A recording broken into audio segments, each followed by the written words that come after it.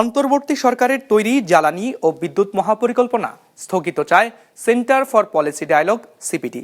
বৃহস্পতিবার সংবাদ সম্মেলনে এই দাবি জানায় গবেষণা প্রতিষ্ঠানটি। তাড়াহুড়ো করে কার স্বার্থে এই মহাপরিকল্পনা হচ্ছে এমন প্রশ্ন তুলেছে সংস্থাটি। তাদের অভিযোগ, বিশেষজ্ঞদের মতামত ছাড়াই 25 বছর মেয়াদী এই মহাপরিকল্পনা তৈরি করা হয়েছে।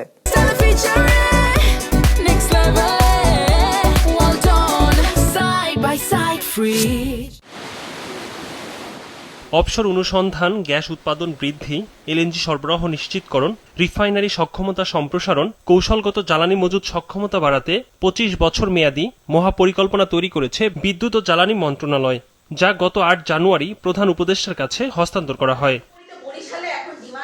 এ নিয়ে সংবাদ সম্মেলনে সিপিডি বলছে, এই মহাপরিকল্পনায় $30 বিলিয়ন ব্যয়ে এলএনজি টার্মিনাল নির্মাণের কথা বলা হয়েছে, যা দেশের জ্বালানি খাতে এলএনজি নির্ভরতা বাড়াবে। একই সাথে ধারাবাহিকভাবে বাড়বে গ্যাসের দাম, ব্যবহার বাড়বে জীবাশ্ম জ্বালানিরও। এছাড়া এই মহাপরিকল্পনার ফলে দেশে নবায়নযোগ্য জ্বালানির উৎপাদন লক্ষ্যমাত্রায় পৌঁছাতে পারবে না বলেও মত সিপিডির। এটি বিশেষ স্বার্থ গোষ্ঠীকে সুবিধা দেওয়ার জন্য, মূলত জীবাশ্ম জ্বালানি যেখানে তেল, কয়লা, এলএনজি যুক্ত তারা, এবং দীর্ঘমেয়াদে এই পরিকল্পনা কার্বন নিঃসরণ রোধ প্রক্রিয়াকে ধ্বংস করবে এবং দেশে জীবাশ্ম জ্বালানির সম্প্রসারণ করবে এবং নবায়নযোগ্য জ্বালানির অগ্রগমনকে বাধাগ্রস্ত করবে। আমরা মনে করি অন্তর্বর্তী সরকারের এই মহাপরিকল্পনা প্রণয়ন কার্যক্রমটি স্থগিত করা দরকার।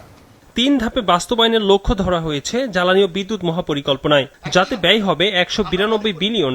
বিশেষজ্ঞদের মতামত না নিয়েই তৈরি করা এই মহাপরিকল্পনা নির্বাচিত সরকারের করা উচিত বলে মনে করে সিপিডি।